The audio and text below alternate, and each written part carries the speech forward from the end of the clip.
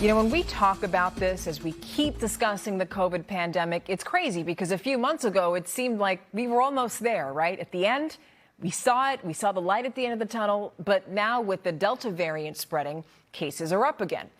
Now, to help us sort through the latest COVID headlines, we're going to bring in our friend and medical expert, Dr. Arnold Baskies. He is the past chairman of the National Board of Directors of the American Cancer Society and also chair of the Global Cancer Control Advisory Council. Dr. B, we missed having you for the last 3 weeks, so we're happy that you're back with us.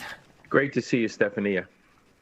And, you know, you're here just in time because with this latest wave, we've seen an increase in the number of kids getting sick. We know that the head of the American Academy of Pediatrics wrote a letter to the acting commissioner of the FDA saying that that agency has to work aggressively toward authorizing a COVID-19 vaccine for kids under the age of 12, right? Because they're only approved for kids 12 and up.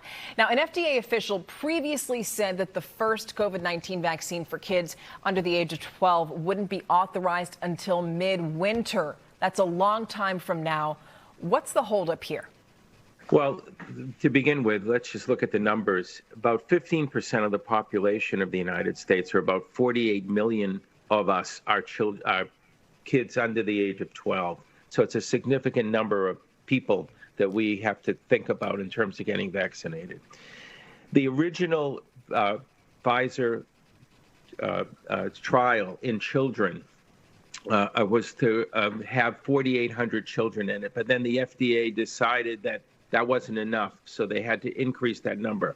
As of now, as of the most recent information that we have, the Pfizer trial in children, that's children between the ages of 5 years and 11, we will have that data by the end of September, and then hopefully by October, by mid-October, we will know whether or not it's safe to use this vaccine in children. Moderna is not too far behind there, and Johnson & Johnson is a little bit slower. So I think it'll be before the winter, and I think it'll probably be by the fall, mid-fall, that we will have a vaccine approved for kids under the age of 12. So, you know, Dr. B, we've heard a lot about this Delta variant, but when we talk about other variants like the Lambda variant, that's now been reported in the U.S. and lab tests have reportedly shown that it's more resistant to vaccines. So what can you tell us about this Lambda variant? So at the rate we're going to run out of Greek alphabet letters sooner than later. We're right now at Lambda, and we're already talking about Epsilon, which has been detected in California and, believe it or not, back in Pakistan. And each of these variants has been able to evade some of the strength of our vaccine. As of now, the Delta variant is somewhat more transmissible. But the important thing to know is that the vaccine keeps people from getting super sick and keeps them from getting into the hospital. So death rates have not gone up because of the vaccination, and hospitalizations, although they're increasing, are not increasing at the rate they would have had there not been the vaccine. So the message remains the same: get vaccinated. And luckily, we're starting to see more of the people who didn't want to get vaccinated come to the realization that the only protection that they have is to become vaccinated. So the message is still there. It's still the same message: get vaccinated as quickly as you can. These variants are going to pop up. This is going to be an endemic problem. The virus, unfortunately, is not going to go away miraculously. We will be living with this virus for a long time to come, and the only protection we have will be vaccination.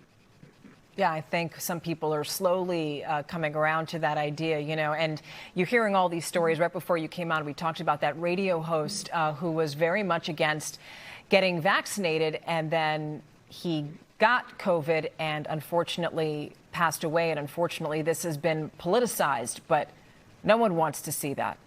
Absolutely. You know, we've lost two close friends from this particular virus. And if I were able to ask either of them, would they have preferred to have been vaccinated? And unfortunately, it was before the vaccine became available. So we can avoid these tragic incidents if we only do what we know works, which is to get vaccinated. You're either going to get vaccinated or you're going to get the virus. It's one or the other. All right. Dr. B, thank you so much for joining us. Thank you, Stephanie. Great to see you guys. Thank you.